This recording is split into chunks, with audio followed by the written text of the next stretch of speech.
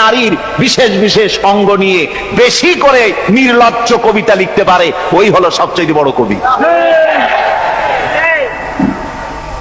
আমার বন্ধুগণ, একজন বুজুর্গ ব্যক্তি তিনি পথ দিয়ে যাচ্ছিলেন, তো সে পথে এক সুন্দরী যুবতী মেয়েকে দেখে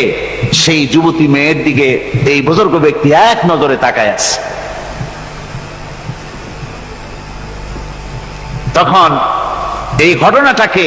কবি এভাবে লিখতেছেন সাজায়: একদা সুখদায়ক প্রমোদা বদন দর্শন করিবম ঝরিল নয়ন, হেসে কহে সে রূপসী সবিস্ময় মন, কহ দেখি মহাশয় কহ কি কারণ,